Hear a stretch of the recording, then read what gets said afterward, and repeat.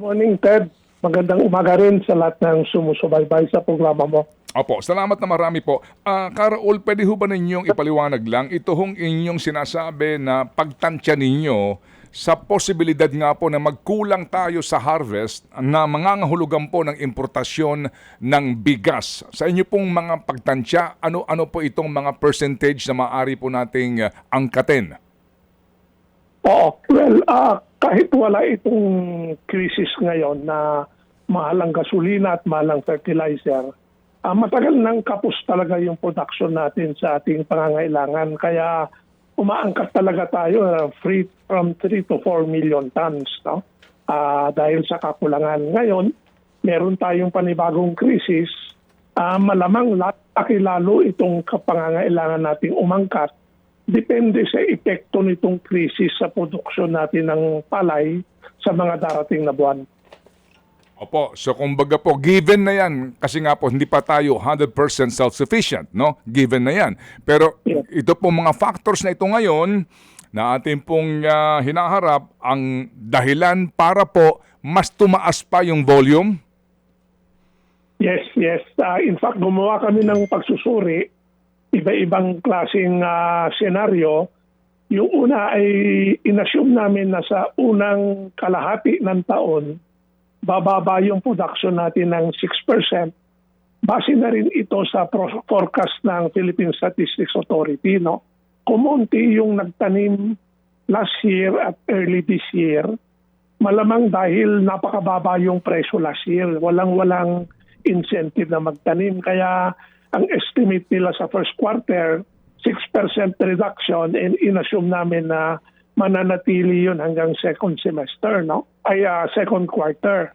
And then inassume namin na second semester yung from July to December, dyan tatama yung epekto ng pagtaas ng krudo at ng fertilizer. So nag-assume kami na 10% ang reduction ng production natin. At pagka ganun po mangyari, 6% reduction sa first semester, 10% reduction sa second semester, ang kailangan natin angkatin ay aabot ng 4.6 million tons. No? Almost 1 million tons higher than last year. Yan tayo yung, kumbaga, yan yung parang mababang senaryo, no? Binabanggit nila sa Senate na baka bumagsak ang second semester crop natin ng 50%. Huwag naman sana mangyari. Pero pag mangyari po yun, ang ating kailangan angkatin ay lulobo sa 7 million tons. No? From 4.6 million tons sa unang senaryo, lulobo siya ng 7 million tons. Nakakatakot po yun. Dahil palagay ko hindi tayo makakabili ng ganyang karami kung sakaling kapusin talaga tayo. Hindi makakabili. Bakit? Kasi po yung mga traditional supplier natin like Vietnam, tatamaan din sila nitong El Nino. Tatamaan din sila ng pagmahal ng abono at saka crudo. At baka masama pang loob ng mga yan dahil hininto natin yung pag-aangkat sa kanila last year. Ano? At yung Vietnam, ang kabuuang ine-export niyan sa isang taon ay mga 8 million tons. No? Alangan naman ibenta sa atin ay 7 million doon sa 8 million. Parang inubos na natin yung kanilang stock. Marami namang ibang customer yan. No? At palagay ko, maliban sa availability, tataas din ang presyo niyan dahil sa pagtaas ng crudo, pagtaas ng cost of production, shipping cost, etc. So, medyo nakakagambala yung posibilidad kung mangyari yan. No? Mukhang ngayon pa lang dapat at pag-agapan na yan ng pansin ng gobyerno. Kasi kung wala tayong mabili o napakamahal, malaking problema po yan sa ating mga mamamayan. Kung ako si Secretary Laurel Chiu, ang sagot ko siguro sa iyo dyan, meron naman tayong India. Nandiyan naman ang India. Well, ang India ay hindi natin traditional supplier. Ang India rice, siya ang pinakamalaking exporter actually sa buong mundo. Pero ang traditional market niyan, Middle East at saka Africa. No? So, titignan natin kung kaya natin hugutin yung stock ng India, pero sasabihin ng India, teka muna, unahin ko muna itong mga suki ko bago kita pagbigyan, no? At in general, ang bigas ng India ay hindi, ang quality ay hindi masyadong katanggap-tanggap dito. Kaya mapapansin natin kahit binabaan na yung taripa sa bigas galing India at saka Pakistan, sa Vietnam pa rin bumibili ang karamihan ng importer. Opo, yung nga po yung quality nito, kaya nga may mga usap-usapan na yung mga biniliho no, ng mga umano'y favored importer sa India, yun ang pilit na itinutulak para nga po madispose, yun po ang ating balibalita. So dito ho sa inyong babala na ito, baka sabihin ng iba, ay nako, ay na naman kayo ha, nananakot na naman kayo eh. Oo, bakit ito importante ka Raul nga, no, na magpakatotoo ang gobyerno at aminin na itong ating sitwasyon na kakaharapin at yung mga factors at gumawa ka agad ngayon ng kaparaanan. Ano ang inyong mga suggestions, sir? Well, unang-una, Ted, itong 50% reduction, ito ay binanggit ng Department of Agriculture officials noong Senate hearing. So, hindi yan ang galing sa amin, no? Inusisa lang namin na kung yun nga ay makatotoo, ano kaya mangyayari? And ito ang nagiging resulta na 7 million tons yung kakailanganin natin. So, hopefully, hindi mangyayari yan. No? At talaga ito, hindi naman ganyang kasama ang mangyayari. No?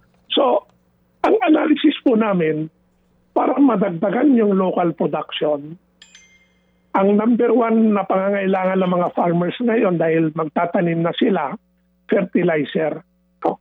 Not so much yung crudo, although siyempre, gagamitin rin nila yan sa mga makinarya. Pero most of the expenses sa crudo, pag harvest time na pagdating ng September, October, ang pinaka-importante ngayon ay tulungan yung magsasaka sa pagtatanim nila ngayon na, dahil mag-umpisa na hopefully yung ulan, fertilizer ang number one problem nila. Napakamahal, nagdoble. No? At kung hindi sila matulungan, chances are, titipirin nila yung paggamit ng fertilizer o kaya magbabawas sila ng tanim, yun na yung resulta na lalong bababa yung ating production, yung ating ani pagdating ng September to December. No? Yun ang kailangan talaga natin paghandaan ngayon. Sa tingin ko, fertilizer. Of course, nandyan yung imports. No? Pero sana matuto na tayo sa leksyon natin sa mga nakarang taon. No? Nung nag-import tayo ng walang humpay, palaki yung deficit natin. Nawawalan ng gana yung mga magsasaka magtanim. And then dumating tayo sa crisis ngayon, sino ang haharapin nating magsasaka? No? Sino mainggan yung magsasaka na ilang taon na silang nalulugi dahil sa over-importation? No? So hopefully, bantayan mabuti yung import dahil talagang kailangan naman natin umangkat. Pero tulungan natin yung magsasaka para lalong lumaki yung local production natin. And I think number one intervention na pwede at this time will be fertilizer. Hindi niyo pa ho nababanggit yung El Nino. Yun, wala tayong magagawa kundi magdasal. But alam mo, Ted, yung El Nino, hindi naman niya sinasabing walang ulan eh. Ang sinasabi lang niya is less rain than normal. No? Kaya kung tumama yung El Nino sa panahon na malalakas ang ulan sa atin, kunyari August, September, October, November, that is actually good for agriculture kasi hindi siya masyadong maulan, medyo mas madaling patuyuin yung mga palay. No? Pero kung tumama itong El Nino ngayong May, June, July, yan ang delikado kasi yan ang planting season. No? At kakailanganin ng mga magsasakang tubig. So, yes, that is another parang factor. Yung drought, in fact, nag-declare na yung Pag-asa. At saka yung Kwanata, yung Nueva Vizcaya ba? Yung sa norte, nag-declare na sila ng state of calamity dahil ilang buwan na pala silang walang ulan. Ano? So that is another factor na baka lalong titindi yung problema natin. Binanggit po ninyo fertilizer. Ano ho ang dito, ang intervention na maaring gawin ng gobyerno sa sobrang mahal nga nito? Petroleum based kasi po itong ating ginagamit.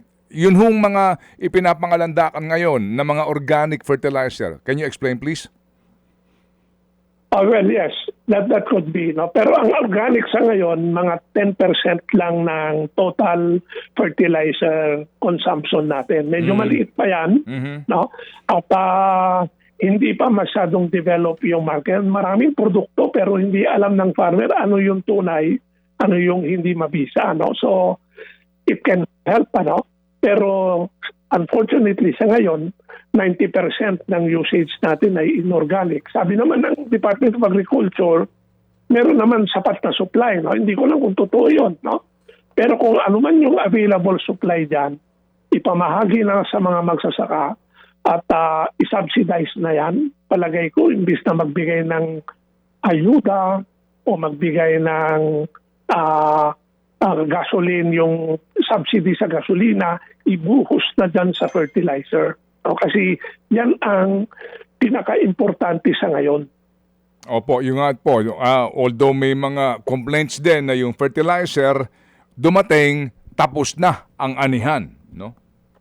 Well, yan ang problema. Actually, dapat dumating yan ngayon dahil April na ngayon. Pagdating ng patak ng ulan ng Mayo, Hunyo, magtatanim na yung karamihan. That is the time they need the fertilizer. Okay, sige po. So, sir, ito hong inyong mga binabanggit ngayon, sinasabi ngayon, meron ba kayong formalidad na ginawa dito para at least mismo formal na nagbababala na po kayo sa DA at mismo siguro ang Pangulo kung bukas siya sa mga suhestyon na manggagaling po sa mga mismo sa mga grupong tulad ninyo, makaabot ho sa kanya kaagad kasi alam nyo na, baka din bulag dito ang presidente.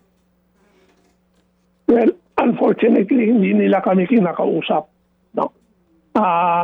And they scheduled one session para pag-usapan itong effect ng oil crisis about a week ago. That was the first time na nagparinig sila. And then, pinuspon naman nila kasi hindi daw available yung mga tao nila. So parang walang sense of urgency. And lalo na pagdating sa consultation sa private sector. So, kung ayaw kaming pakinggan, then sa mga media outlet tulad ninyo, yun na lang ang option namin para maipaabot yung aming mga nakikita at mga suggestion. No? Unfortunately, no? So, hindi ko lang bakit gano'n kasi may tendency sila ngayon. Pagka lihis sa kanilang opinion yung ipapanukala mo, parang ang dating sa kanila, criticism at paninira. No? Hindi naman maganda yon, no?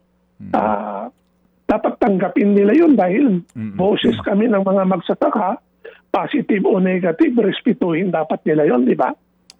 Well, yung nga po nga sana dapat, no? Pero ito ho ang katotohanan na nangyayari po ngayon. Sa gitna nito na inyo pong pinapahayag, ngayon pa lang po, ito ho, no, nagpapaabot sa aming programa ng pangamba naman yung mga importers. Kasi nga ito rin ang pagkakataon na naman para yung taga BPI sa approval din po ni Secretary Laurel Chiu na naman ito po at mukha po ngayon pa lang po yata naglalaway ng ibang tao dito. Sorry po sa salita naglalaway na kasi yung import clearance na ibibigay. Gaya po nung una, lumabas na po sa hearing in the Senate na may mga favored importers lamang na nakakakopo nung majority po yung bulto ng importasyon. Kaya kumbaga may kartel pa rin sa importasyon. Well, unfortunately, government-sponsored cartel pa. No?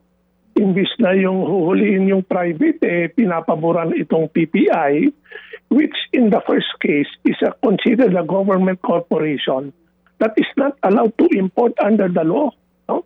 Hindi ba napakaliwanag dun sa batas ng RTL, kukunin ng NFA yung buffer stock, sa magsasaka lang hindi siya pwedeng umangkat. No?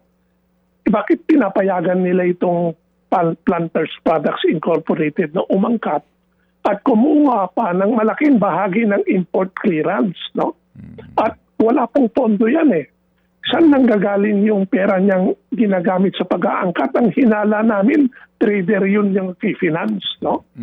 O mga private ang nag-finance sa pangalan ng PPI at ibinibenta nila kunwari sa magandang presyo. No? But it's sana siya sa atin ito ng Kongreso kung legal ba itong ginagawa nila. No?